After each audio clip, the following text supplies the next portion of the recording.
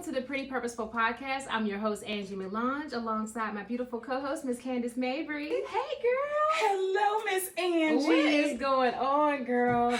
We are at episode 3. Can you believe it? Already? You guys, it just seems like just yesterday we were filming episode 1. So I'm just so proud of us. Very happy to be here today. We're actually going to be exploring the topic of boredom, loneliness, and validation. Mm-hmm. And I had came up with the acronym BLV. But, I was just thinking about it like, BLV, boredom, loneliness, and validation. Mm-hmm. I definitely wanted to drill into those topics because I feel like when we're feeling, when we're experiencing those feelings, it can definitely drive us to the wrong people, situations. And so, before we dive into today's topic, how have you been? I have been good, Angie. Again, I'm always on the road. I'm always traveling. I'm always on the go. So whenever this isn't work to me, being here with you, participating in this podcast, I feel like I'm actually making a difference, so this matters to me a lot, and I love being here. So, girl, I'm just happy to be here. I'm happy that you are here. Yes. Oh my gosh. So, what I've been doing, girl, I'm just like, it's, spring break. Right. We're just, finishing up spring break. And so, for those of you who don't know, I have a senior. She's getting ready to graduate. And so, anybody out there who's experienced, getting their kid ready for college, it is a tedious job because so many different deadlines, so many different dues, and just a lot going on. So we're winding down. She'll be graduating next month, and so that's just kind of where my focus has been. Outside of the podcast, but that is so exciting. So a special congratulations to you, Miss Michaela. Woo, where's my bell? So proud of her. Yeah. My fat bell. Where is your bell, girl? Okay, we need to get out there. Y'all, she's asleep right now too, and we are so proud of her. Yes. But that's what I've been up to, and just really looking forward to future episodes. Just putting this all together, getting prepared for this episode, just really showed me how much growth we've experienced in such a short amount of time. Sure. Like I'm not used to having somebody that can work, that could actually match my work ethic, and so I'm just so impressed. And I mean, so much to come down the line. So, all right. So getting into this episode, the topic of today's episode is boredom, loneliness, and validation. So I can't remember. We were probably just having a regular conversation, and it just came up. And the way that, I don't know, we were just talking about like, how do people end up, in the wrong relationships, around the wrong people. And, after some reflecting, it's like usually people are bored. Yep. Usually you may be feeling lonely. And a lot of times it's just for validation. Loneliness can push us to entertain things that we have no business entertaining. So why do you think that is, and what can we do to prevent that from happening? So there's many reasons, right? For one, I feel like when a person doesn't feel empty, or when a person feels empty, when a person feels empty, that will lead you to try to find anything to kind of halfway fill up your cup. It really does have something to do with self-love. And again, it goes back to purpose, right? When you don't really know your why, when you don't really have any reason to be living or anything that wakes you up in the morning excited to live life. It's just a matter of having some type of purpose, some type of mission, some type of goals that you're working towards, right? That won't leave you feeling empty to where you'll start entertaining any and everything. So I hope that answers your question. Yeah, I mean, it definitely does. I mean, it sounds like, just from what you said, it sounds like when you have something, worth living for, you value your life, you value your goals, and, whatever it is that you're trying to pursue, you want to protect that. Exactly. That's what it boils down to, is really identifying what your purpose is. And once you have determined that, just really, allowing that to be like a roadmap, allowing that to help you discern, right. Is this person or is this situation align with what I have going on? Yeah. So we're going to get into it a little bit more, because I'm going to give some examples of how that plays out. and how you know, you could just be living life, and you know, with so much going on in the world, so many distractions, just so much going on, and find yourself in that situation. And we're going to talk about how you can self-correct and get out of that. Yeah. Absolutely. Oh, it's going to get really good, y'all. Yes. Really good. So Angie, when looking for connection, right? How does the digital age amplify loneliness? So I guess what I'm asking is, how does modern society push us towards seeking validation in unhealthy ways? So we're really about to start getting into the examples of what you mentioned before. Absolutely. So I think it's like when you talk about the digital space, you know, nowadays there's just so many different platforms that, you know, you can't really escape it. You know, I just found out the other day my mom has a smart TV and has access to YouTube. And I'm like, I never thought my mom would even know what a YouTube was. Hello? She said, I think I have Hulu too. I said, what?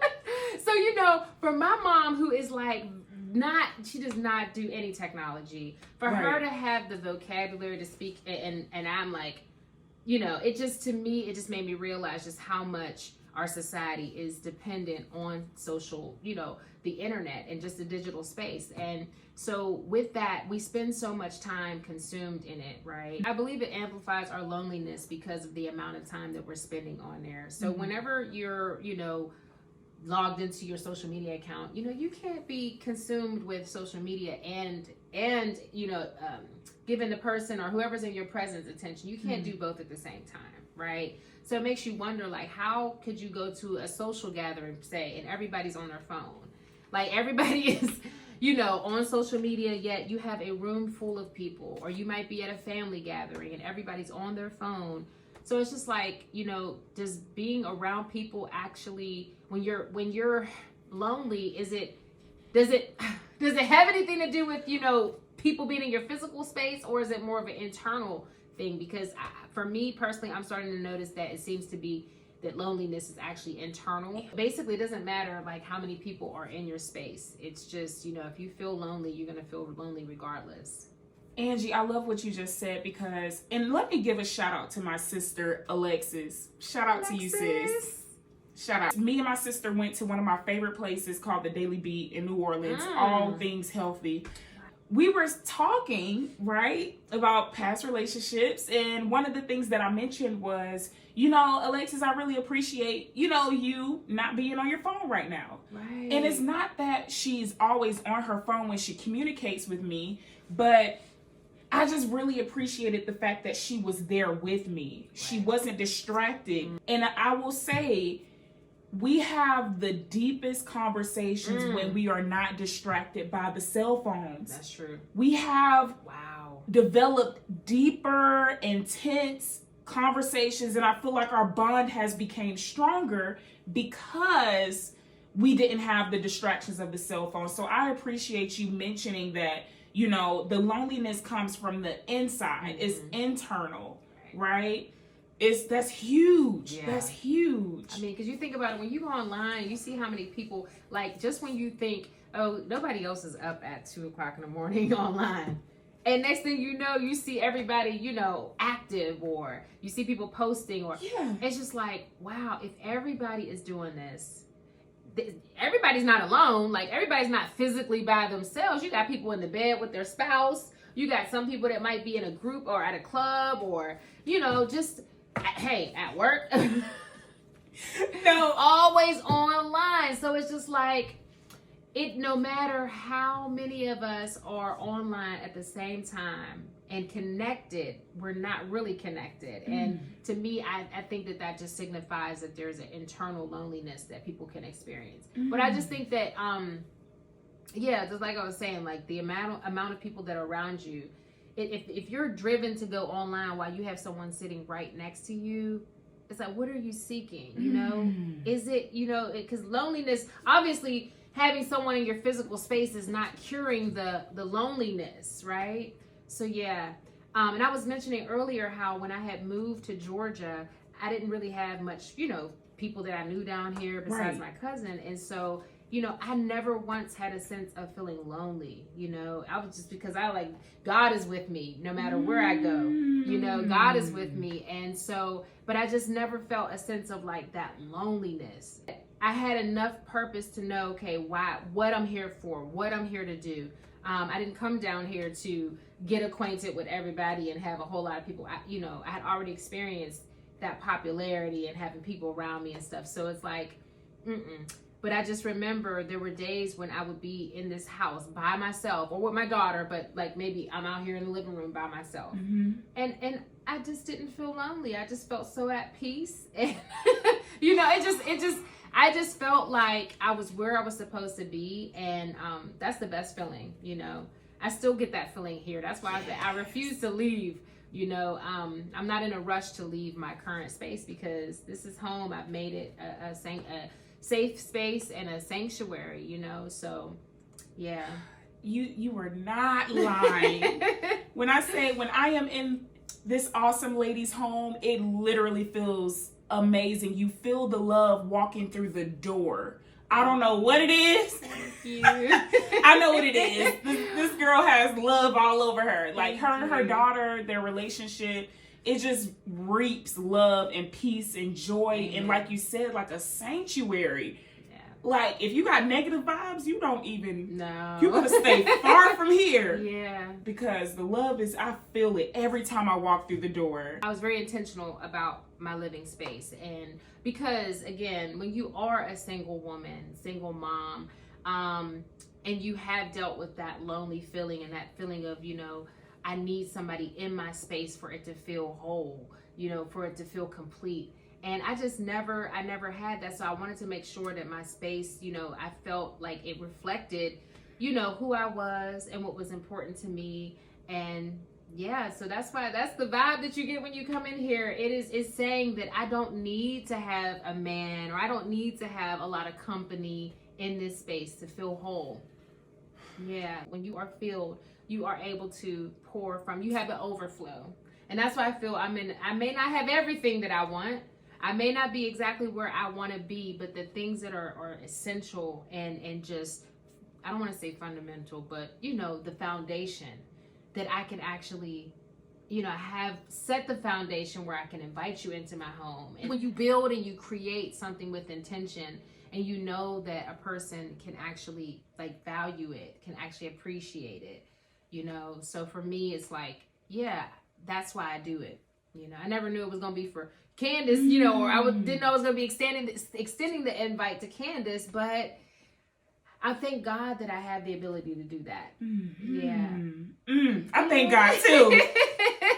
Cause this, I love it here. I really do. This is one of those things that you don't plan, you know. I never thought, I never planned. It just, you know, it just is. It's one of those things, it just is, because I was obedient, because I've been doing everything that is aligned with my purpose.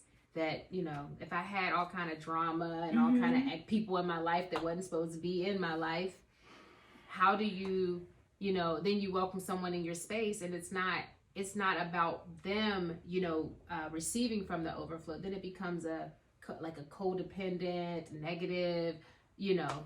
I've been there. That's why I said, like, I do not, I mean, yeah, this space here is very sacred. Yeah. So can we talk about codependency really quick?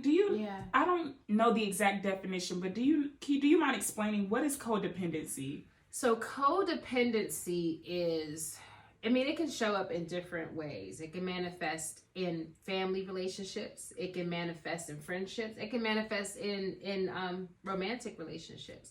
But essentially, it is two individuals that aren't really clear about their individual purpose, but just like, it's almost like a coping mechanism, you know?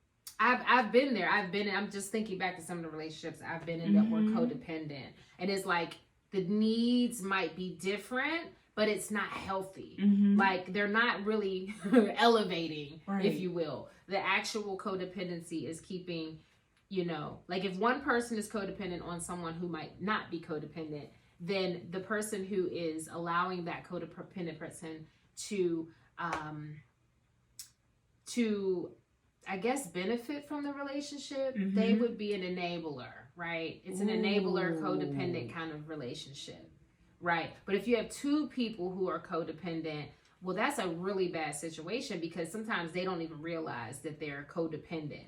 It could be, you might have a, let's say, I don't know, again, the boredom, the loneliness, and the validation, it can lead people to codependent type of relationships. Because now they're dependent on people to fulfill the need, the loneliness, fulfill the validation, fulfill the boredom. If we were live and we could do a poll and see how many people think that they're in a codependent relationship, like I would love to see that, because I'm just talking for myself. I think I might have even been in a codependent relationship. I was pretty much the one relying on my partner to make me happy, in a sense, right? Because I didn't know exactly. I knew I wanted to, I want to go to college. I know I want to be in HR, but it's like, okay, what else do you want to do with your life? Right. And I knew, and I tend to do this where, and I remember with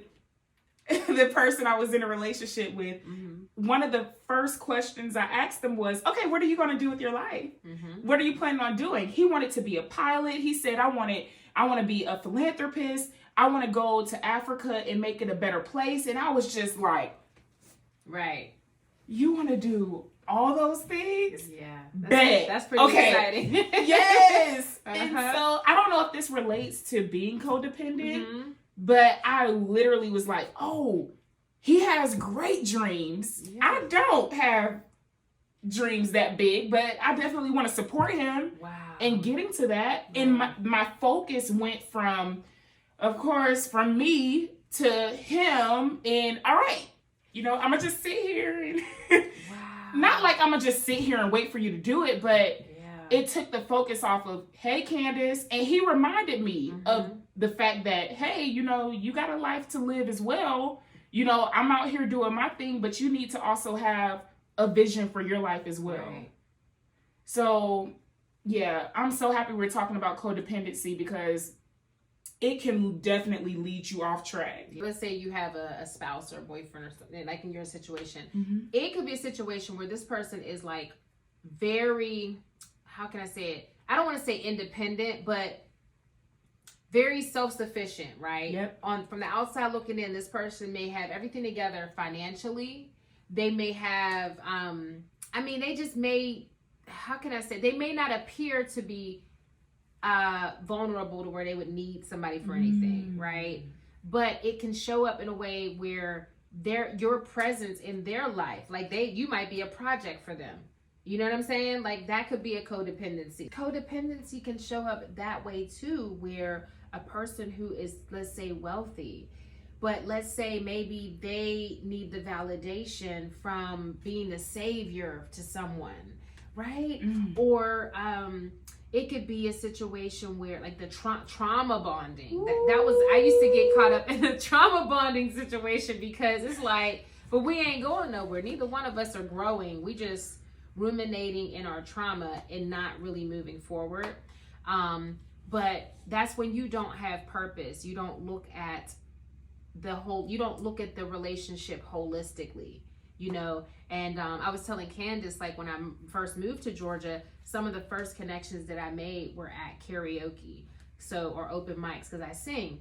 So in my mind, I'm thinking, oh, these are my people because they love music like me. And so, but that didn't mean that they was meant to be my friends. It didn't mean that they were supposed to be in my private life. And I did that before I moved to Georgia, so I should have known better, but I'm thinking this is a new state, it's different, culture. So it's just funny how I allowed that same lesson. I had to learn that lesson again. It was very clear after that my purpose now, where I am today, I can go to karaoke. I can make friends, or not friends, but karaoke buddies. Yes. And let it be just that. Yes. And enjoy them in that space. Did not try to welcome them into my world or what I got going on. And that's why I said, like, when I met Candace, it was so organic because we both were mission and purpose driven, and so that's everything that we do in our life is centered around that purpose. Like because we have that purpose, no matter what we're doing, what space we're in, it just doesn't go away, right? It's who we are, and being able to know what our purpose is and what motivates and drives us, it definitely helps you to know who should be around you and who shouldn't, a lot quicker. A lot quicker. Yeah. Do you feel like you knew what your purpose was at a young age, or did you develop into it as you got older? I definitely developed as I got older. It became more clear. And I will say I always loved helping people. That's something that was always with me. Me too. I need you to. Me too. I always was very empathetic before I even knew what the word empathy meant. I was always just very caring because I just knew what it felt like to be mistreated. I knew what it felt like to be excluded. And so whenever any space that I went into, I always was like the peacemaker, the advice giver. And I was a people pleaser, and that's not healthy, but I just wanted to make people happy, Mm-hmm. That was my purpose. And then I found out that being people pleaser is not healthy. It's not good for me. Right. Because then it can create these false expectations of how people should reciprocate. And sometimes no, you put yourself in that situation, right? So as I matured and lived life, it became clear. I started to understand that the purpose is not stagnant. It's not just one thing. It's just really your intentionality in whatever you're doing. You could, as a mom, I'm very purposeful in that role. I take the purpose in that is to make sure that I'm raising my daughter to the best of my ability. So that is a purpose in and of itself, but that purpose then will help me to not make certain decisions, not be with certain people. If certain people do slip up into my space, maybe they were masking or not being who they were, but it's once you identify it, you don't feel attached, you don't feel codependent because they were never in your space because you had needed them like that. Right. So it's a lot easier to just part ways. That's why I was telling you, some of the people that I had met from karaoke since I've been in Georgia, I've been able to just kind of fade, just kind of distance myself peacefully and, without any hard feelings or fallouts, Because it was literally my purpose that was driving me to do that. Yes. I hope y'all karaoke members not watching. Hey, if I see them out, when I see them out, that's the crazy thing. I can still see them out, and it's all good. I still follow some of them online. Yes. So it's no hard feelings. It's just that I'm just playing. I brought them in. I brought them into my space that they were not supposed to really be in the space, and tried to force them to see all of me. And I just realized, no, when you're following your purpose, the people who are meant to see you will, and the ones that are going to show up and you have, how can I articulate this? The relationship or the bond is sustainable because the thing that ties you, not ties you, but the bond is the purpose. That's not going anywhere. It doesn't go away. It's not superficial. Karaoke's fun. I don't want to say it's superficial, but it definitely draws any and everybody. Ooh. So I hope I didn't interrupt you. You're good. But you just made me reminisce on back in college when friends that I had in elementary school, I used to be close to a lot of people in elementary school, or quite a few. Mm-hmm. And we gradually grew apart, and I used to have I would call them very sad dreams in college because I would be missing them. Mm-hmm. Literally have dreams of my elementary school friends in college.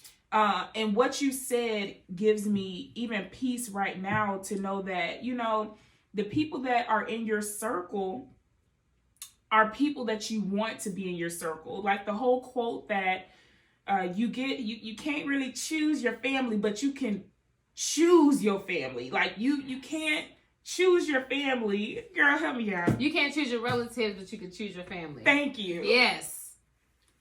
You don't get to choose your relatives, but you can choose your family. So it's okay that, you don't still have those relationships from the past. I've even had conversations with my sister about it. She's like, man, I'm really missing, friends that I used to hang out with in the past. And it's like, sometimes it's okay to move on. Yeah.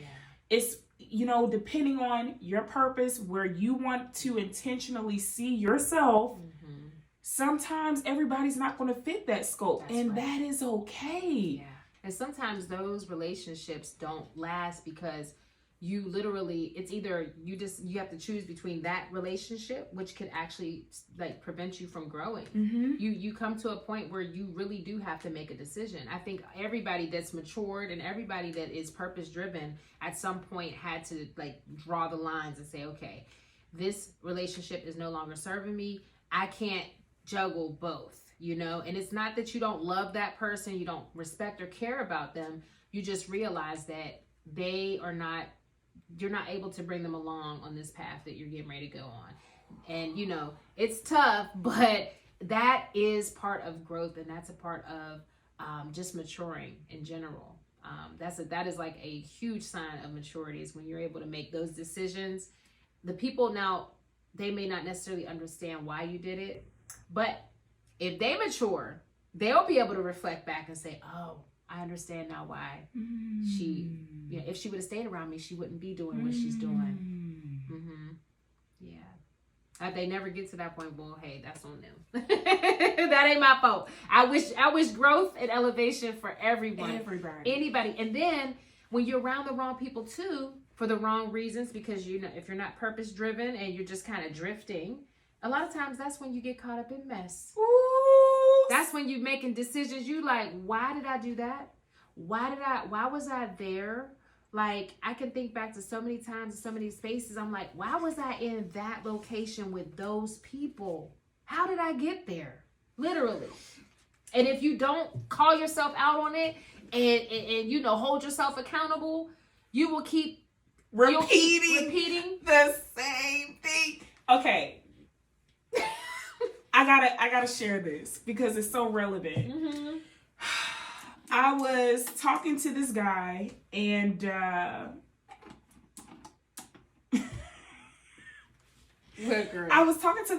we ended up hanging out, and it got to the point to where he was like, hey, so what do you want? And I couldn't answer him. Really? I couldn't answer him. And when he asked me, I was just like, yeah, I gotta go.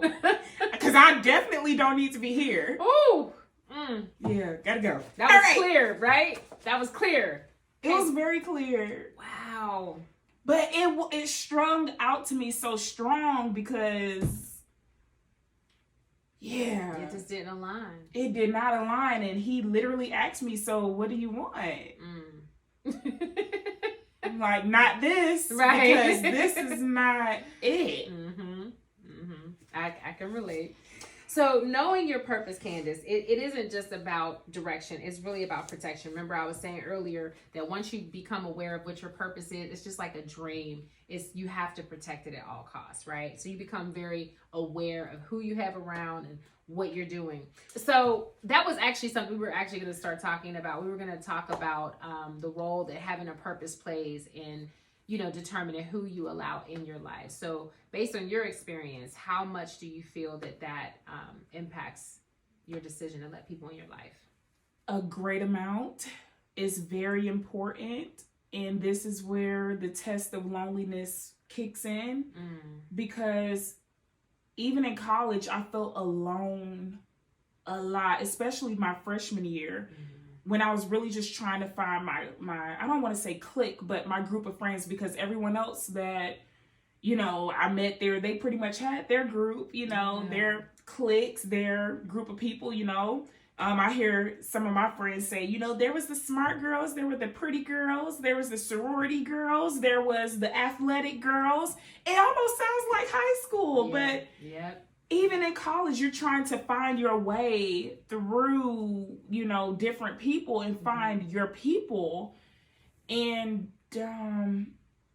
I ended up finding my people later. I would say more so maybe sophomore, junior, senior year, because I knew what I wanted to do and I knew what I wasn't really about to entertain. Mm-hmm. You know, the drinking, the partying and all of that, that wasn't really a hobby for me. Right. So really just finding people that were like-minded, which was kind of hard. But the clearer you are on your purpose, like the more, and that's what we were saying, like you don't just have just one purpose.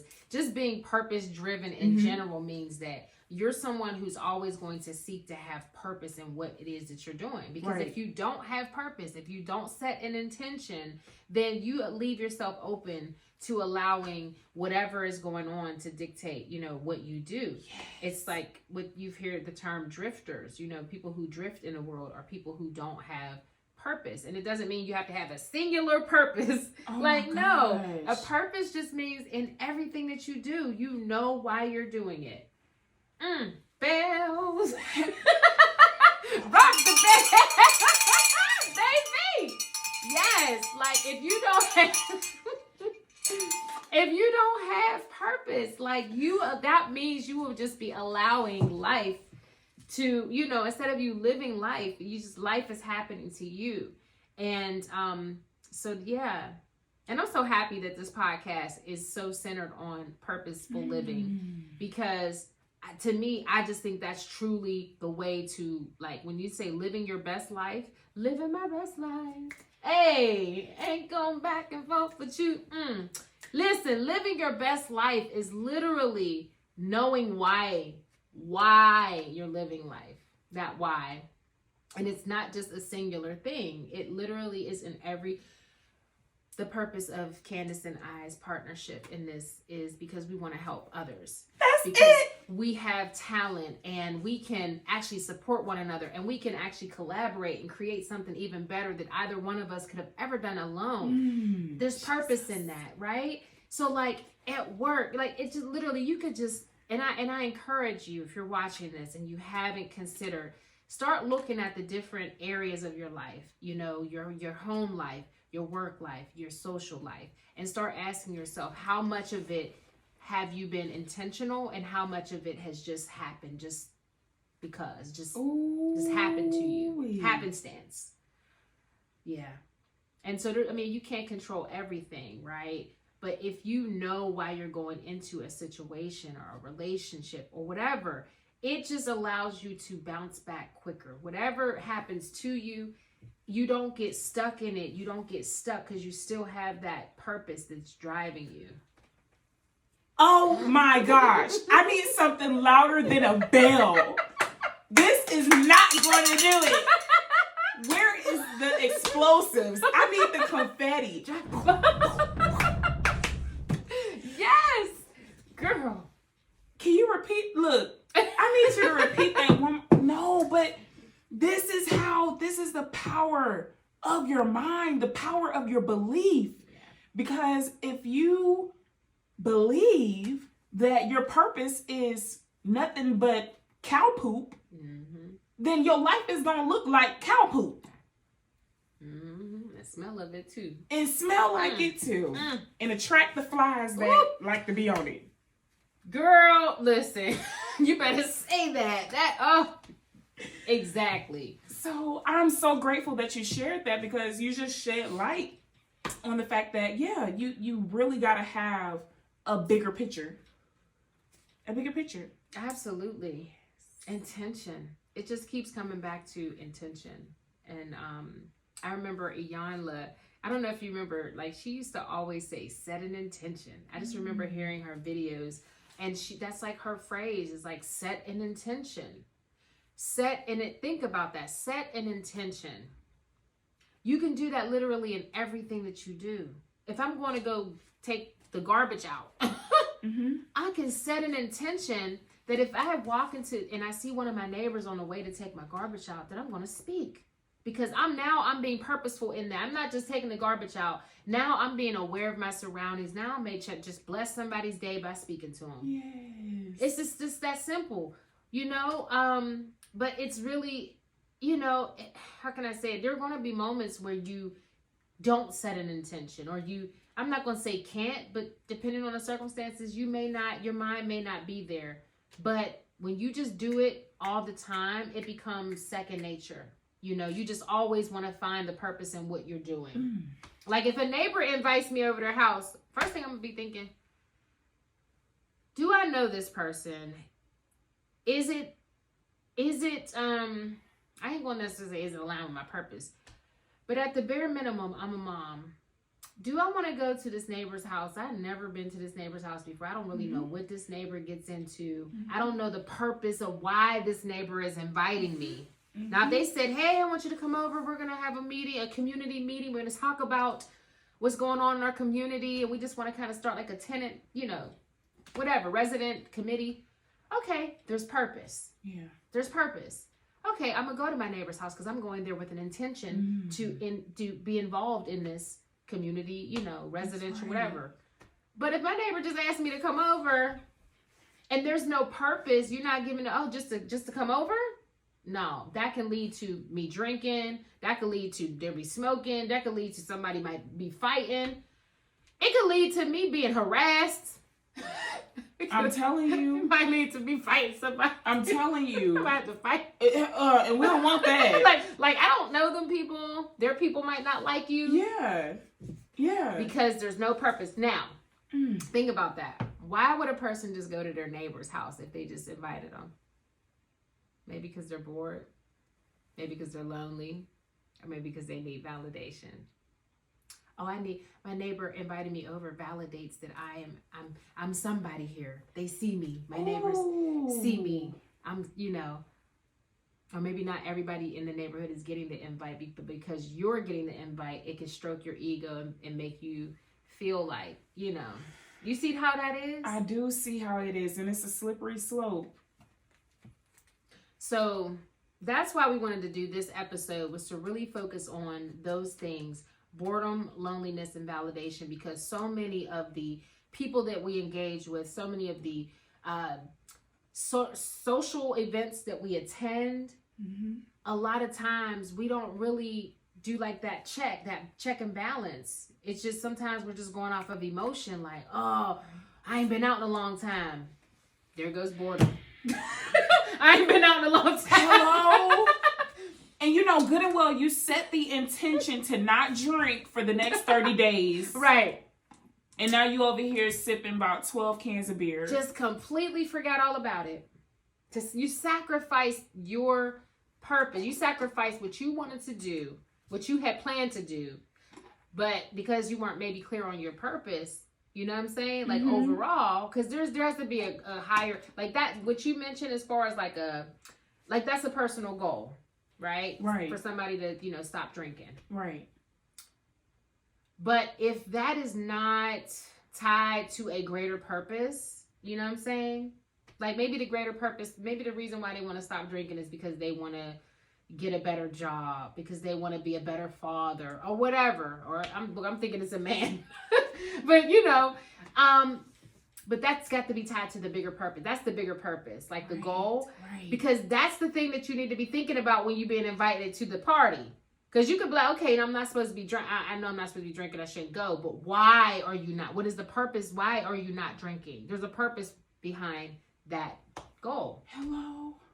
So that's the thing that should be determined, you know, I can't even speak, should be the determining factor. Amen. Amen. Yeah. Isn't that something? Yes, it absolutely is. So Angie, we know that setting boundaries is very crucial for any healthy relationship, right? And this is something that we want to stand on, especially when we're trying to remain true to ourselves, right? So how have you set boundaries when it comes to friends and even dating? Well, I do want to just start by saying that I didn't always have boundaries, and I'm finding out that a lot of people, especially within our community, don't know a thing about boundaries, don't really learn. It's almost like a trial and error thing. Like you literally have to repeat lessons in order to realize it's because you didn't have boundaries in place. So I was not taught about boundaries, which is why as a mother, I've talked to my daughter about boundaries. I've explained what they are why they are important and how to establish them. And I think that that's something that as parents we ought to do. Once we realize that, hey, this was something that I was not equipped with, we should be very intentional about sharing that with our kids, because they ain't gonna learn it in school. And just that basic fundamental concept of setting boundaries will save them so many heartaches, so much drama, so much pain, right? Yes. So with that being said, I would say I started setting boundaries after my daughter was born.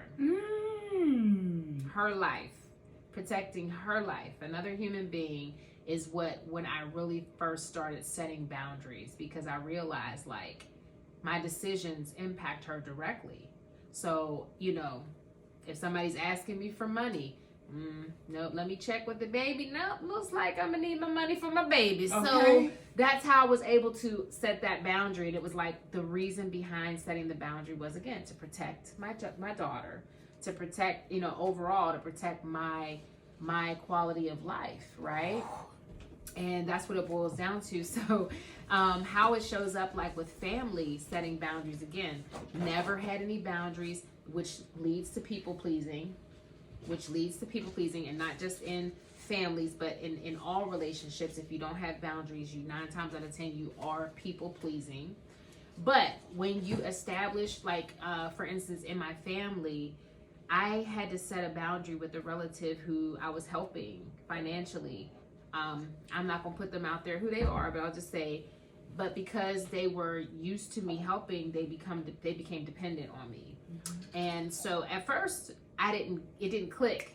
So I continued to, give them money every time they needed it, because I loved them and I didn't want to see them without a phone or without food.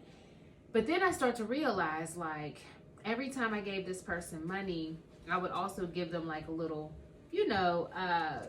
advice on how to, I just wanted to give them something other than money. I knew that they needed the money, but I was trying to set them up for success so that this wouldn't be a recurring situation. Absolutely. But because I continued to give the money, they continued to ask. So then that's when I realized I had to set the boundary. If I did not set the boundary, they were going to continue to ask. So it became a situation where I had to say no, and it wasn't easy. But my no was more of a push to get them to become more responsible, more self-sufficient, right? So that's one example of how in a family situation. Another is not sharing too much of my personal business, right? Because back in the day, I could be going through drama with, maybe who I was dating at the time, or even drama within my friends, and, I would just talk to my family and just share that with no purpose whatsoever, other than just, what they say, spilling the tea. Yep. Just needing to talk, but there was no purpose behind it. Because if I would have been purposeful in talking about it, I would have talked to a therapist. I would have talked to a friend who was maybe older, mature, wiser. But just talking to somebody who also has similar situations, it's trauma bonding. Yes. And when you don't have those boundaries, then those individuals then feel entitled to know your business all the time. If you don't tell them something, then now they're taking it personal. Whoa. Right. And then when it comes to dating, an example I can think of is like when you first meet somebody, and if somebody's just repeatedly texting you or repeatedly calling you, you have to set those boundaries. And early in my life, I didn't have those boundaries. And so I would let a person literally call me all they wanted to, and I was just always there to answer. Or if they wanted to take me out, no matter if I had something going on with my friends, I would be like, okay, y'all, I gotta go. Didn't have a boundary because I didn't have the purpose behind it. Like, why would I be telling this person no? Well, this person did not earn the ability to dictate what you do. And how do they become immediately more important than your friends or your family? You know what I'm saying? Yes. So setting boundaries, it is definitely something that has to be done with purpose and intention. A question that I have for you in regards to validation, when it comes to people pleasing, Do you think a main part of people pleasing is you just wanting to be validated as a good person? I think that if we didn't know the term people pleasing, I think a lot of people who have that innately would still do that. Mm-hmm. But I think because the term people pleasing has been defined as something that's not healthy for the individual, because it's not really serving. I think if that term had never been created, or the concept, that many more people would continue to do it, and to their own detriment, right? Because they genuinely, a lot of people who people please are doing it from their heart. They genuinely want to help others, or please others, make people happy. But then when you realize that there are people out there who seek out people like that so that they can prey on, or so that they can take advantage of, then now it's like, you could be as genuine as you want to be. You could be doing something as, pure as you want it to be. Yep. But that will, to somebody else who is the opposite of that, who's like a manipulator, who likes to take advantage, that will just allow them to spot you a lot quicker. Yes. And that's where it becomes toxic. I'm telling you, it becomes toxic, because you then are not even realizing, you're thinking you're just doing what you want to do from your heart. Hello. And somebody is literally plotted on you. It's happened to me so many times in my life, but only when I didn't have a purpose. And now having a purpose, I still have encountered people like that. Yep. But I'm able to recover from, disassociating myself with them. I don't feel like a loss. I don't feel like, oh, I lost my best friend, or, oh, I lost this guy, or whatever the situation was. I don't feel that it's a loss. I feel like it's a gain, that I was able to walk away from that, like, whew,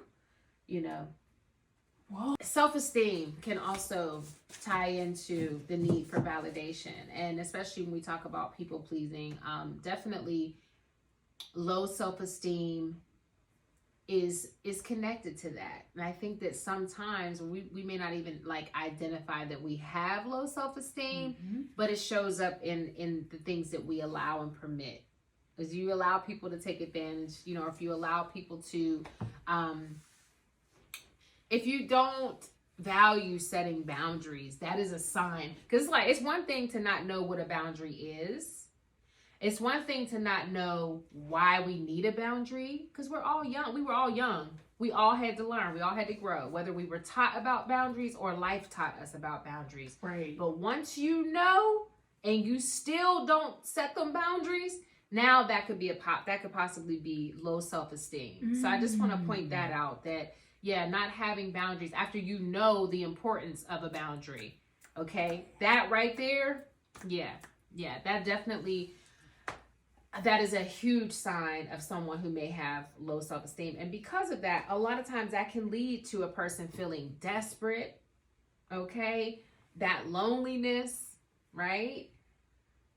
It's the emptiness, you're trying to fill yourself up with these external things, right? And, that ties to low self-esteem. So with that said, how do we begin the process of self-discovery and self-appreciation?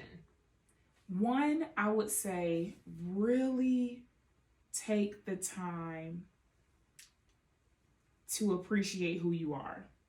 And I mean, if you have 5 minutes to just sit down and just meditate on how awesome it is that you even exist in this day and time. Yes. How much of a miracle it is that you're even alive. Yeah. Do you know how many different scenarios could have happened to where you couldn't have been here? It is absolutely a miracle that we are here. Amen. In this place. Amen. Today. Yes. If you look at your hands, I might start acting a little weird or saying some crazy stuff, but to those that understand me, you understand. But appreciating your eyesight, your sense of smell, your taste. Yeah. Your hands, your feet, you're able to move and get to where you need to go. Everything is very important. So one, appreciating who you are is crucial when it comes to self-appreciation or even self-discovery, because you have a greater love of your life. Yeah. 2, I would say you definitely want to monitor your thoughts and challenge them. So on your journey to self-discovery and trying to figure out who you are, again, it goes back to meditating. And I'm talking to myself as I'm saying this out loud. Yes. Meditating, and I'm not a big fan of journaling because I don't currently do it often, but I need to. But I see why so many people say to journal, because you're actually able to read what's going on in here. And hopefully you'll be able to see the root causes of what you are thinking. Maybe some root limiting beliefs will be spelled out in what you are journaling. And I have journaled from time to time, and I don't even really want to go back to read some of the journals that I've written because they were so heavy. Yes, girl. But you definitely want to monitor your thoughts and try to take heed and hone in on the ones that work out for your good. Don't focus or try to believe the thoughts that aren't really serving you, right? So, yeah. I hope that answered that was a really great, I mean, I love the way that you broke that down, because I think a lot of times we don't really even realize that that's a process that is necessary. Like my thing is I'm I'm appreciating words, because you know, how can you learn something if you can't identify, you know, what it is? So I love learning new concepts and frameworks. And so that's why, you know, this platform, we're trying to share this with the everyday person that, you know, this may be new information to some of you that are watching. And that's what we hope, that, you know, that the information that we're sharing with you all will help you to start reflecting and start, you know, as you're, you know, going through life, just starting to realize those moments of, you know, elevation or a lesson. When you learn it, you're able to apply it, you know, because when you're on the journey of discovering yourself, it becomes, okay, how many things have I encountered already, and what have I already learned, and how can I start to apply that? Because it's one thing to have to go, yeah, it's one thing to go through the situation and go through the lesson, but when you actually start holding yourself accountable to self-reflecting on what did you learn from that, and how can you apply that to the future? How, you know, that right there that's self-discovery. That's honoring yourself. And that also, again, when it comes to tying that into being purpose-driven, you definitely have to go within before you can serve anybody else really, you know, wholeheartedly. You have to be on that journey of discovering yourself with purpose, on purpose, for a greater purpose. Right? So you may start with this one small purpose, but it all contributes to something greater. And so even if that purpose starts out as, I want to start honoring myself and start discovering who I truly am, there's purpose behind that, because there's more for you to do. There's more ways for you to show up, you know? Gosh. Yeah. Yeah, when I think about it, I'm like, I never knew what a self-discovery was. It just was something that it happened. I'm just to a place now where I can look back and say, I'm still on the journey of self-discovery. Me too. We are all on a journey of self-discovery. But it's beautiful to be able to reflect back and have those moments where you're like, okay, I got that. Okay, I understand why that happened now. I understand what I was supposed to learn from that. And when you start to apply it, I believe that those things that you learn from those lessons are the things that help you maintain your boundaries, protect your purpose. It be those things that you learned. It literally is the things that you've learned that end up being like the pillars of your, you know, like the, essentially like the pillars of your purpose. Yeah. Everything works out for your good. Amen. Amen. It does. Everything. It really does. It really does. It's one thing to hear that, but when you actually are living that and you know that to be true, that's a beautiful feeling. It really is. Oh my gosh. Yeah. It really is. So y'all be intentional so you can see the fruit of what being intentional will bring. All right. So Angie, the moment you accept yourself, right, is the moment that you truly honor yourself. So what has it been like, or how has your journey of self-acceptance been for you? Yeah, so for me, self-acceptance, it has not been a walk in the park. I can tell you that. I would say, even as recent as a few years ago, there were still parts of me that I was just starting to accept. I would say it took me the longest to really accept myself because, just me being mixed and growing up in my Black family, I always, felt comfortable identifying as Black, because that's all I knew. But I didn't realize that it offended people, including my own family. Okay. And so how could I accept myself when I just never felt accepted? Yeah. So that journey for me, even just like I said, recently within the last few years, I've become very clear on my identity. I embrace now the fact that I'm mixed. It's not something that I, can control. But I love me and I love acknowledging all of me, because the more, if I have to acknowledge all of me, I can't expect other people to accept me if I don't accept me. Hello.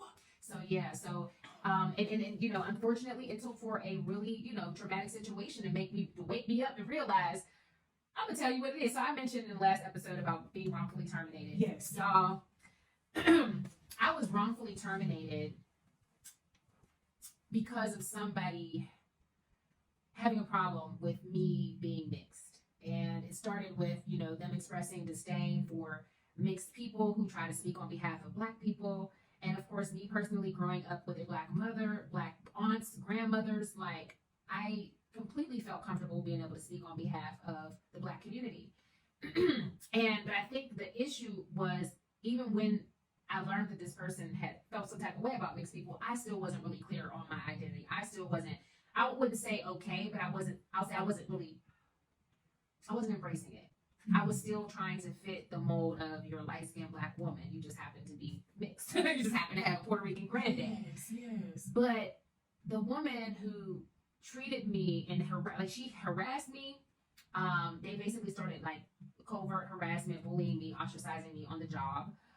She was also a Black woman, but she was a light-skinned Black woman. So for the first time in my life, I had experienced discrimination from another person that looked like me, she just light as me. Right. But in that space, we were the only light-skinned women amongst a staff of Black people. So I'm pretty sure before I had joined that organization, she was probably treated a certain type of way, right? And then me coming on board and having the Hispanic last name and being the other, she made sure that everybody knew that I was the other.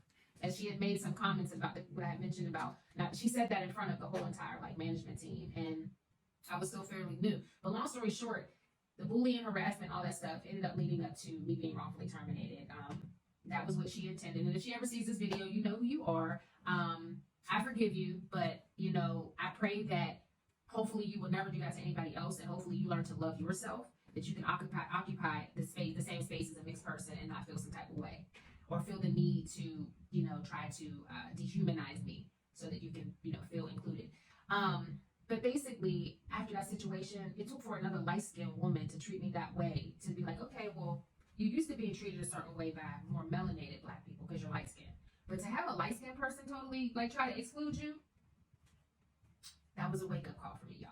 I had to really dig deep and look into, okay, you identify as Black, you are light-skinned, you are melanated, you just have a little deficiency, but you also are mixed, and there's a part of you that you have not been proud of. I had Black pride. I did not have the pride of being Puerto Rican because I didn't grow up in that culture. I didn't know much about it. I don't speak Spanish fluently.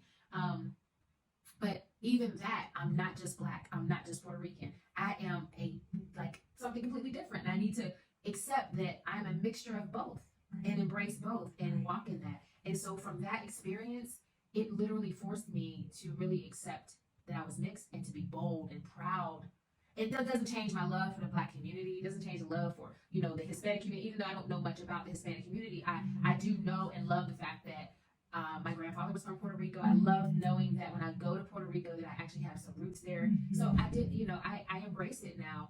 And I also had to realize that I wasn't aware that me being proud to be Black was offending people. Yeah. So once I realized that, become aware of that, now that I'm aware of it, now I'm going to move accordingly. Like, I'm not going to sit here and be in denial about it. But that was new information for me, and I took that information and I used it to empower myself in who I am and to accept me. So I completely love being a mixed girl.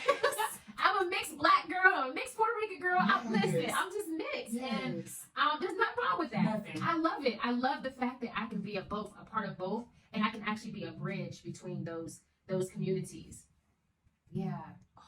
Angie, I'm so happy you shared that. And it just shows that, oh my gosh, y'all, like, people left and right are just threatened by your existence of you just being you. And it's like, it just shows where the self-love really needs to be embedded into the community hard. Because like you said, if you don't accept you, how in the world can you expect others to accept you? Because what you're reaping out, bees don't come to vinegar, they come to honey.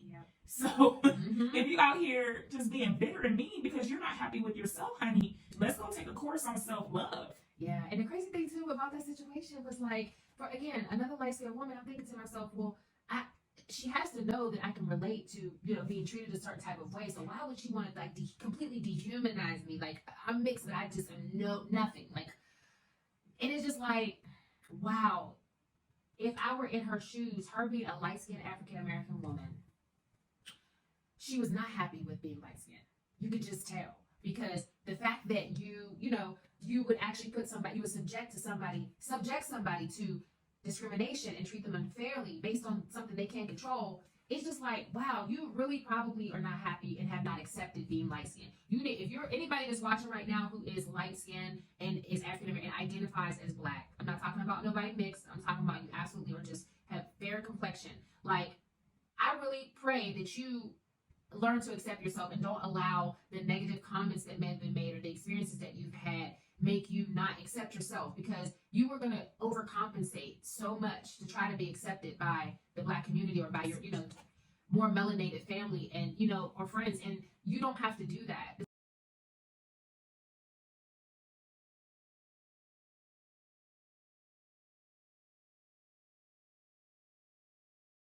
The same as our, melanated. This is the same thing. It works the same way. When you really accept yourself and just appreciate the beauty of your melanated skin, then you don't have to put the focus on somebody else or point out the difference in someone else's skin complexion, because it's irrelevant. Like, it's beautiful. We all are beautiful. There's such a beautiful spectrum of hues in the Black community, Black and brown communities. And that's not to exclude any of our, our white or our Italian or whatever they identify. What we're trying to say is that they also too there's a lesson there for them as well, because they have to love the skin. And I'm talking to now my white counterparts out there. You have to accept your skin that you're in as well, because then you won't be going around trying to dehumanize or trying to, make melanated people feel less than. So it's a lesson for all of us. Left and right. Self-acceptance is so key. Like, literally, it really is. You won't be hating people, treating people differently if you really have self-acceptance. Yeah. We talked about, like, protecting our purpose and protecting our dream. And basically authenticity can be like a shield for all of that, right? The truer you are to yourself, the less, less likely you're going to end up in the wrong places with the wrong people. So tell me, how does embracing your authenticity change your approach to boredom, loneliness, and validation? Ooh, sticking to who I am and what I believe in, I think has helped me dodge many bullets. Many unforeseen bullets that could have damaged my life. Wow. Okay. Now, I always have heard this, I would say from my parents, from friends, that what God has for you, it is for you. Yeah. So whenever you try to step outside of your lane, be someone that you're not, just because you try not to be lonely or you need validation, you missing the prize of what God has for you because you out here acting like not you. Better preach. You better get people a word. Oh my goodness. Wow. No, but seriously, if you really believe that what God has for you, it is for you. Even if, okay, let's say, but not if you ain't being who you is. Not if you're not being who you are. And you might have people be having stuff, but it ain't theirs. They had to rob, cheat, and lie to get it. And it don't last. It ain't sustainable. It wasn't theirs to begin with. The fact that you said it doesn't last, it doesn't sustain, that's huge.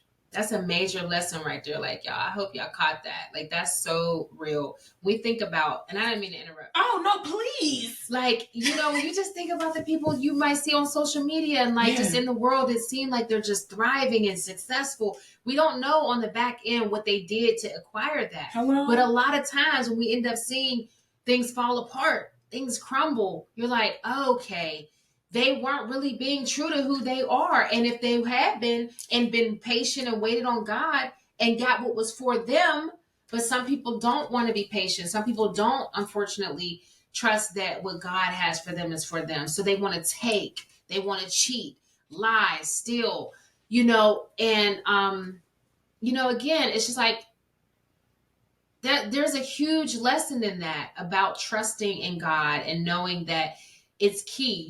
God might have something for you, but if you are not showing up as you are not going to get it. Amen.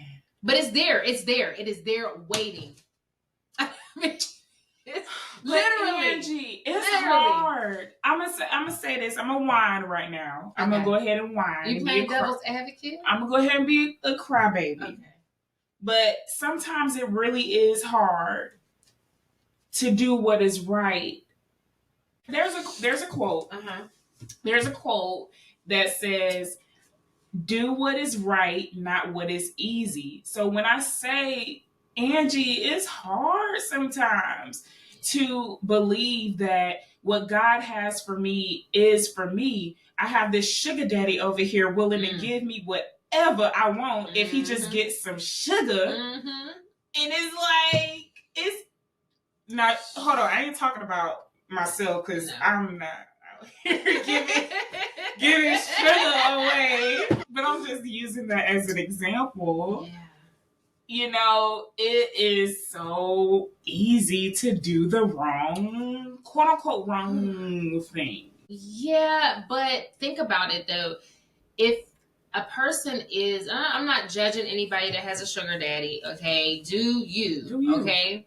But can you have a sugar daddy and be purposeful? I mean, personally, I just feel that I'm not going to say you can't, but if you're intentional about your life and how you're showing up in the world, you have to weigh, how is having a sugar daddy going to affect my ability to fully show up in this walk that I'm, this purpose that I have? How does this sugar daddy's involvement in my life? Is it low vibrational? Like when I'm with sugar daddy, am I vibrating at my highest, or is it? Okay. Because then you have to really weigh what you value more. Do you value the money, the gifts that you're getting from the sugar daddy, or do you value your walk and your purpose in your life and what you're supposed to be doing while you're here on this earth? Now we're talking, because that's what I was going to hit you with. Is some people just they think the reason why I'm with the sugar daddy is for the money. Hello, not even thinking. Yeah, that is the purpose. The purpose is to get money, get money. African, take my money, bloody go. I don't know what. Take my money. Like, yeah, that is purpose. We talked about some of the African men that we've dated, they all about the money. The money, and they will give you their money. Money. But then, like I said, if a person just isn't purpose-driven, then you reapeth what you soweth. So if you are out there and you are valuing this sugar daddy, spending money, or maybe you may not just have one sugar daddy. Maybe that might just be your lifestyle. Like you just like get money. Hey, that's my purpose. But then when you have those moments of self-reflection and you realize that, wow, I've really just been giving myself to these people just to get money. And you're seeing other people that are living wholesome lives and don't have to do that have money or fulfilling certain things that like you may want to do, but the way that you're living, it doesn't align with that. And you could try, don't get me wrong. We see it on the ground all the time. People who are perpetrating a certain lifestyle, but really they don't really have it. Again, it's not sustainable. And I hate that. Like, I hate to even bring this up, but there was a young lady that had a credit repair business, and she had, I don't know if you heard about her name was Ashley Grayson. No, I haven't heard of her. Oh my gosh, girl. So she just recently got convicted of a murder for hire plot. And it was because she started out online with a credit repair business. I think she was from Baltimore. She moved from Baltimore to like Texas after she got her settlement. Okay.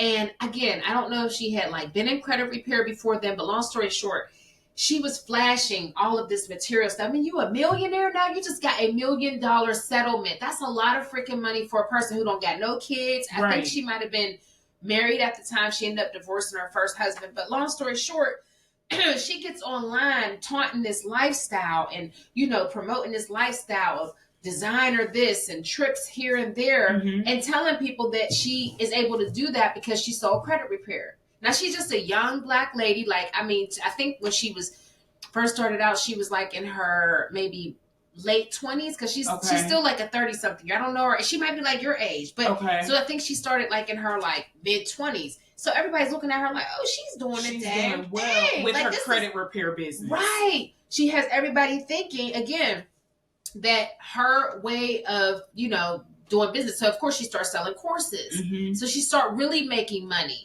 She really, and I mean, they said this girl had made like, I can't remember I don't want to lie, but it was a significant amount of money in like 40 minutes. I can't remember. It was like a lot of money. It might have even been another million, whatever the case. This girl ended up being like a multi-millionaire within the last 5 years. Within the last 5 years, this young lady has become a multi-millionaire. Now, the how she became the millionaire, that selling the courses, creating the content, creating the material, building up her following, putting in the efforts for marketing, paying for marketing, that she did. She invested the money that she got from her settlement. Whole time, she never mentioned nothing to her audience about the accident. The murder for hire thing came about because some guy that she had dated, he knew that her finger was messing. He knew, so he was kind of like a threat to her brand. So she had actually plotted to kill him. She plotted to kill this TikToker. The TikToker was exposing her because she realized that the credit repair was a fraud. So the TikToker started putting her business out there. Yes. So her, the TikToker, and then there was another person who is actually her competitor, her biggest competitor in the credit repair industry, who, as far as I know, this lady was legitimately successful with her credit repair.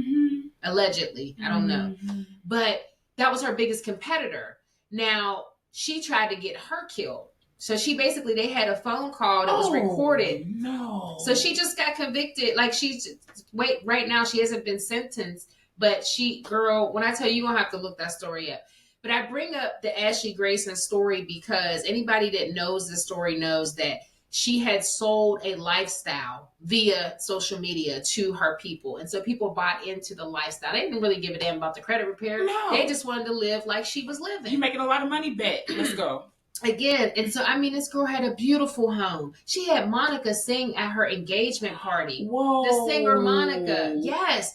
So she's making headlines. There's all this publicity, marketing. Of course, she's got a team. She live in a castle. Girl, beautiful home.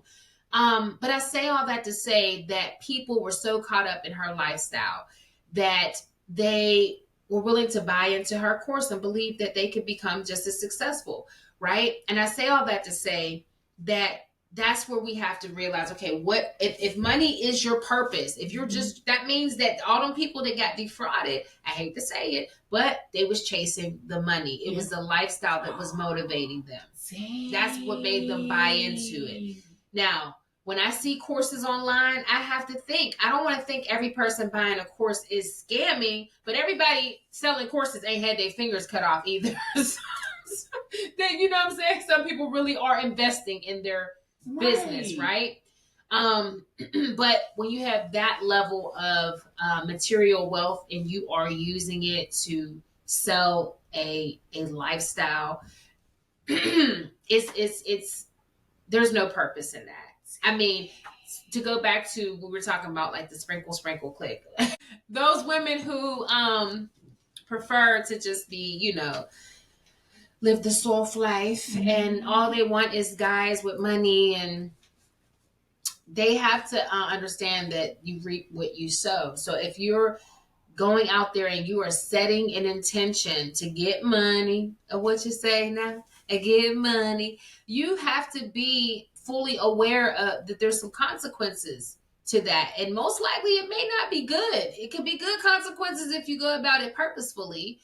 But if there's other things that you want to do in life, if that your focus and that endeavor of getting the guy with the money is sometimes going to pull you away from finding your purpose or even walking in your purpose.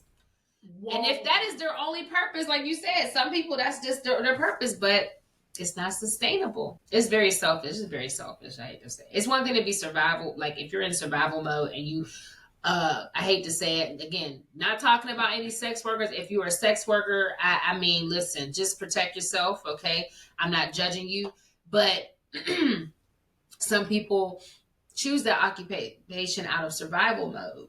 And then the lifestyle that people taunt, you know, it makes it glamorous. Like, okay, and again, no judgment, but that becomes the purpose, the lifestyle. It's not really anything that is like necessarily about the greater good. It's really real, I don't want to say selfish, but it's a personal decision, that lifestyle. It is. I see why you say it's selfish, because you're really just looking out for yourself, right? I want the money to benefit my life. But what about everybody else's life? Right. When you have a purpose, I think 8 times out of 10, your purpose is going to help not only you, but a lot of other people. And that's when you know. Thank you. Oh, when it's not about you. It's not just about you. Yeah. Do what you got to do with the purpose. Here's another thing I wanted to say. Yes, the people that are getting the money through those type of situations can help their family members, right? Because maybe they do have a steady flow of money coming from these guys, right? And you can help your family, but is it sustainable? Maybe if you take it again, if you're purposeful about it and you're investing it, yeah, you might be able to create something for yourself that could be sustainable.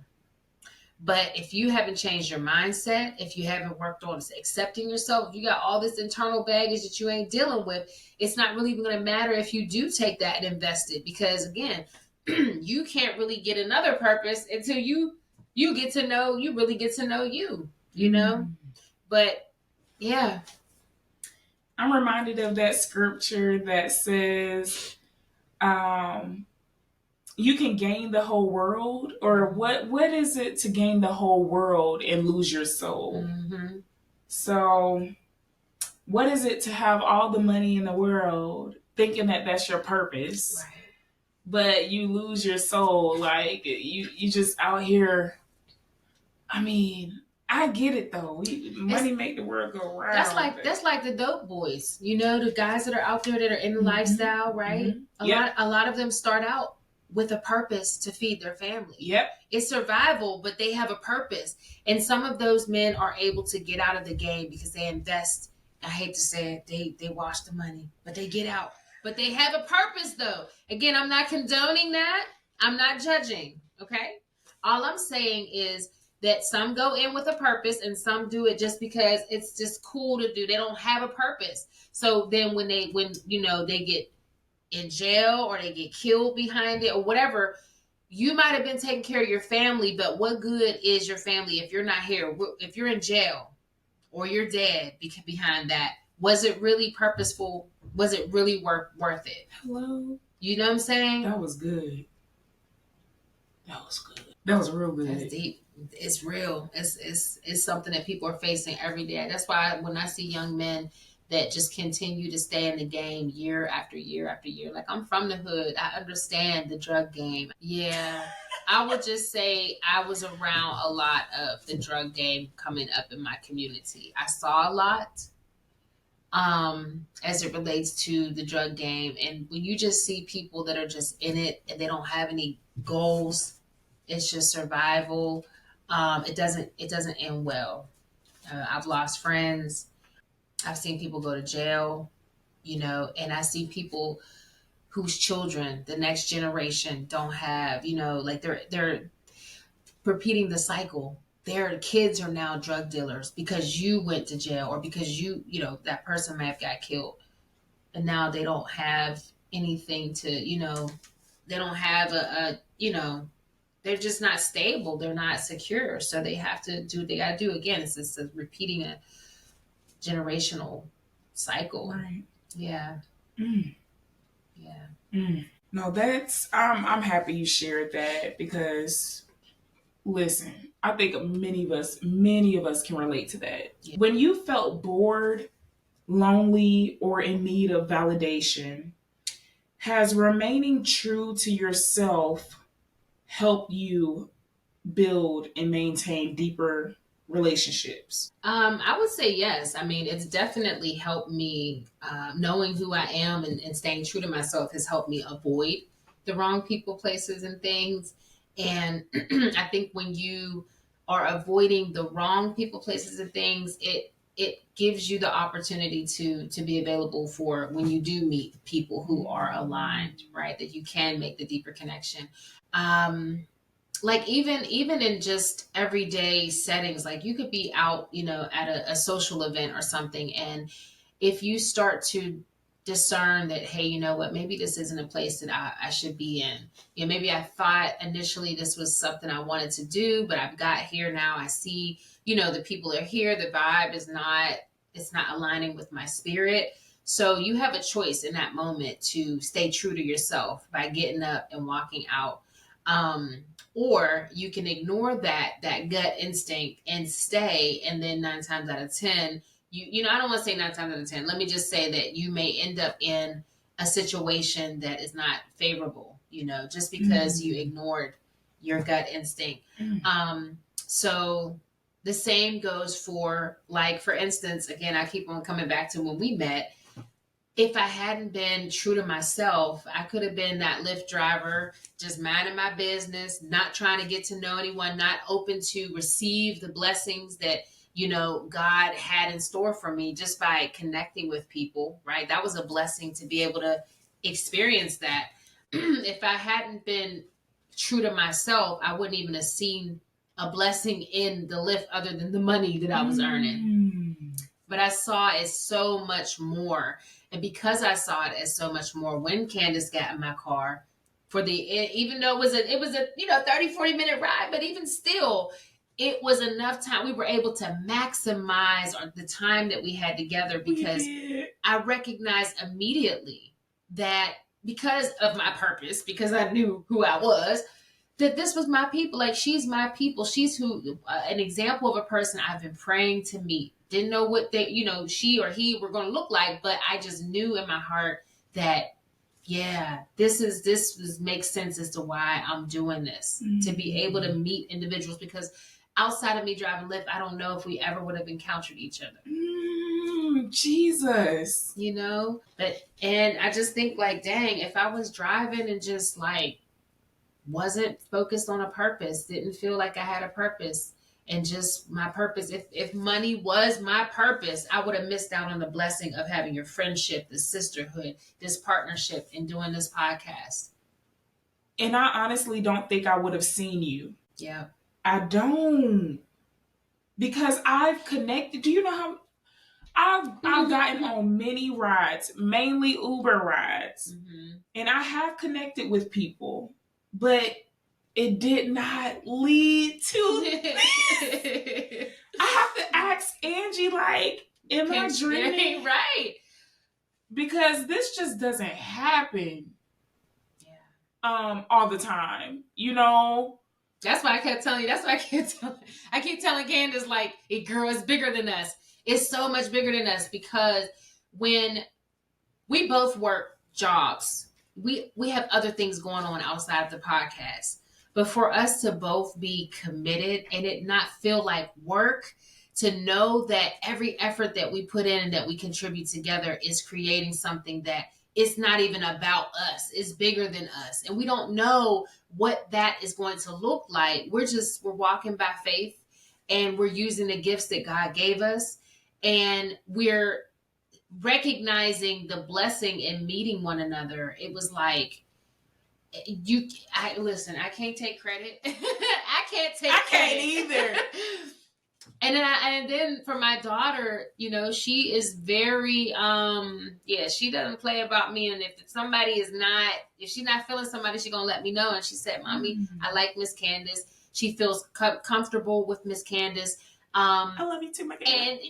And, you know, and she also, like, nobody that I brought around my daughter really could relate to me as far as my purpose and have the work ethic.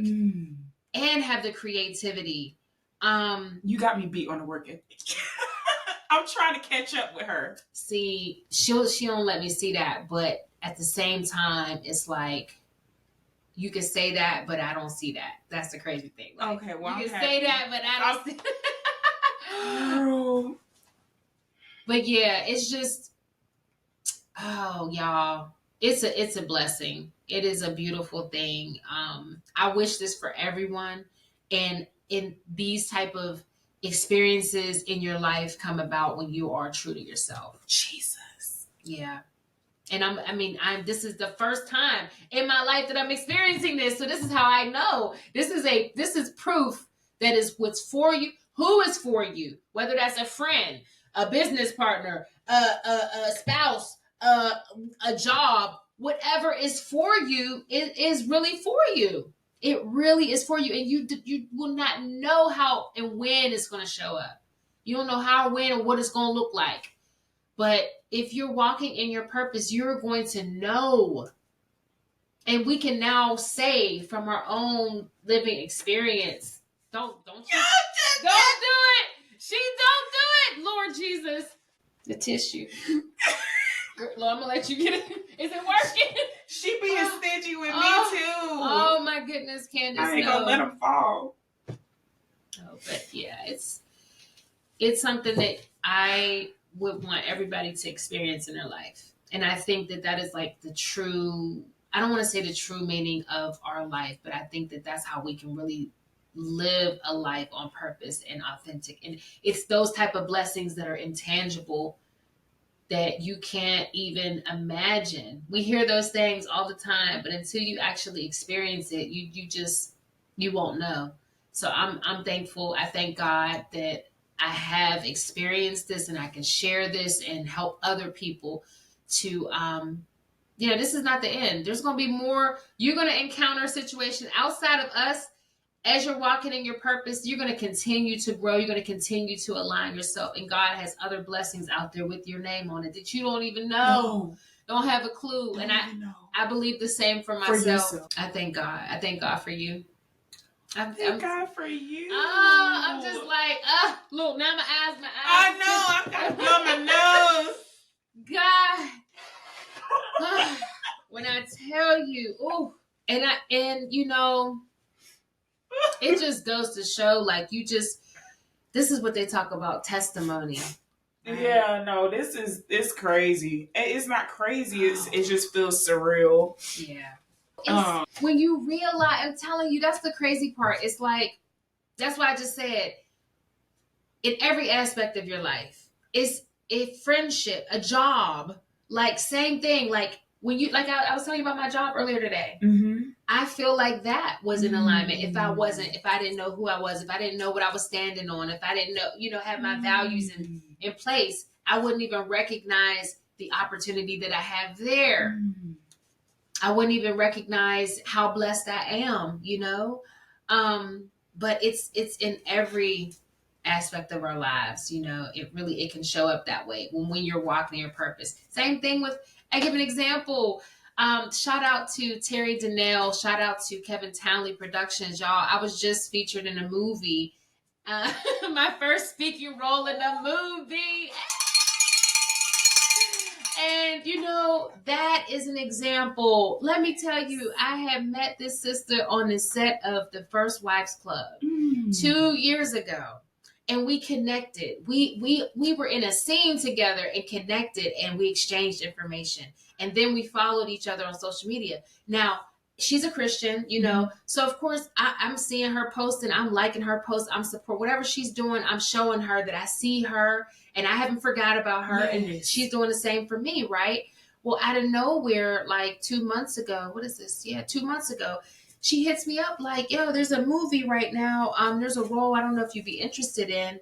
But it was just like from 2 years prior, us meeting, I didn't know that would have, 2 years later, she would be reaching out to me for my first speaking role. What?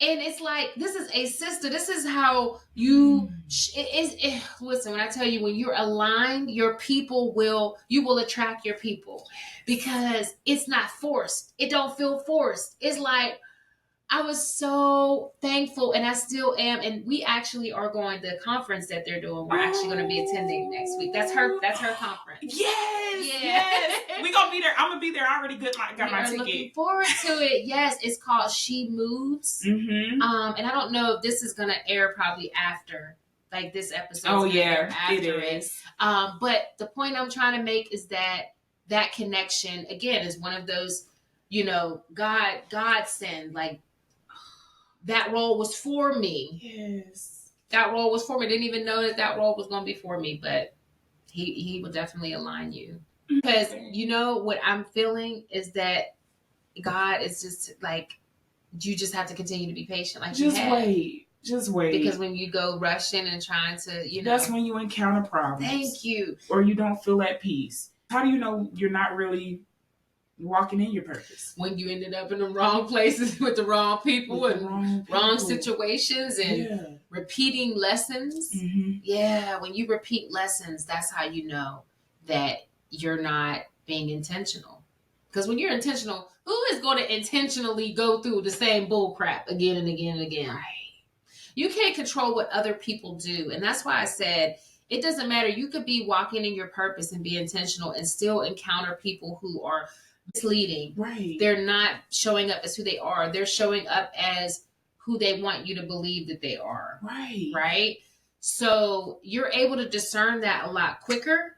And when you pivot, you don't feel a loss. This is what I was saying. You don't feel a loss. You feel like, oh, thank you, Jesus. I didn't waste no time. Dodged a bullet. There you go. But that's the beauty in it. When you think about it, if our goal, we can't control other people, but if our goal is to not have our time wasted and to allow our time to be like the time that we spend together is never a waste. No. It's so valuable. So in order to be able to do that, that means that you are going to have to pivot a lot quicker from the people who don't align. Same thing with the workplace. I love my coworkers. I have been invited out a couple times. I tried to go out one time, and I probably will, for building camaraderie. There's nothing wrong with that, but you have to keep them boundaries. Like, okay, we're just hanging out because we work together and we just want to kick back and have, a drink or go to karaoke or whatever the case is. But as far as like just completely emerging or, what do you call it? Intertwining your personal life with your work relationship. Like, you don't have to do that. Yep. Now, if you bond with someone on that level, again, you may encounter someone on the job who is assigned to be a part of your life, but you'll know. But you just have to be okay with having your people in those, what do you call them? Those associations, and keeping them separate from, your core of what you're doing if it doesn't just align. Boundary. We talked about a lot on this episode, you all. Boredom, loneliness, and validation, BLV. Don't get caught up with that BLV. Listen, that sounds like something you do not want, y'all. You don't want no BLV. Don't get caught up with the BLV, because I'm telling you. Syndrome? Yes, BLV syndrome.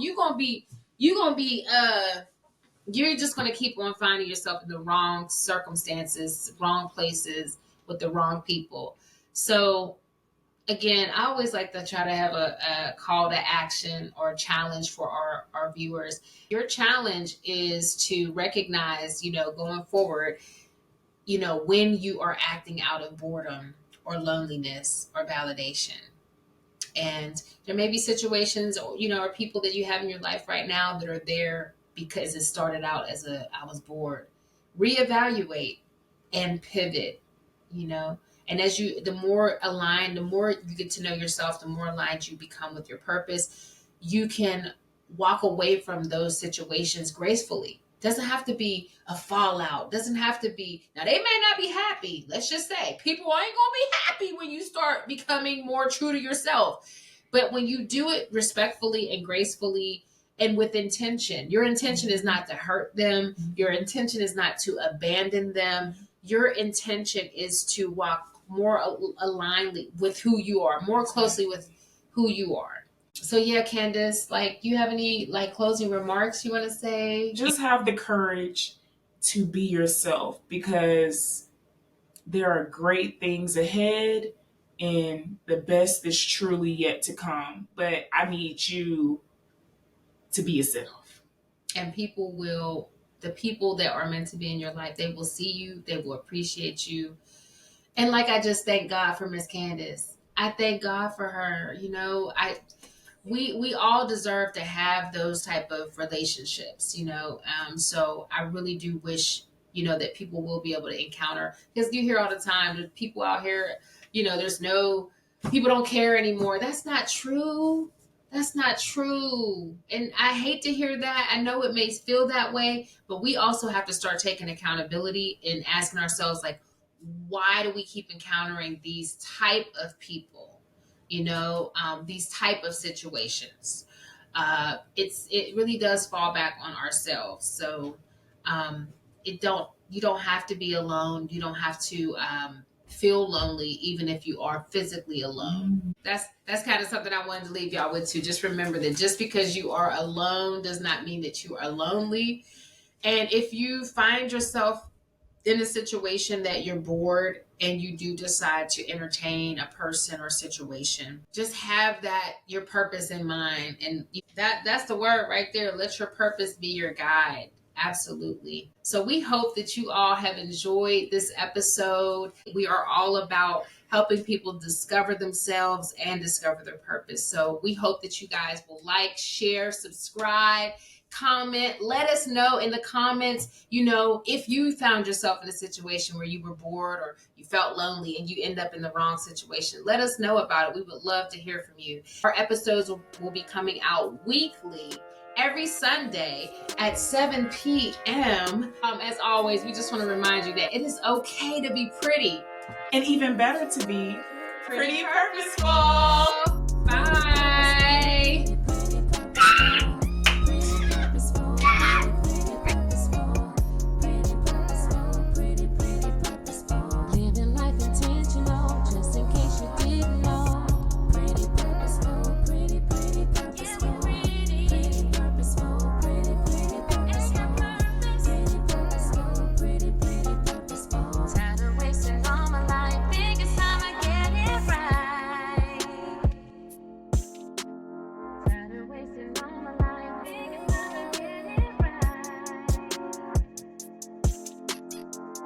Wasting all my life.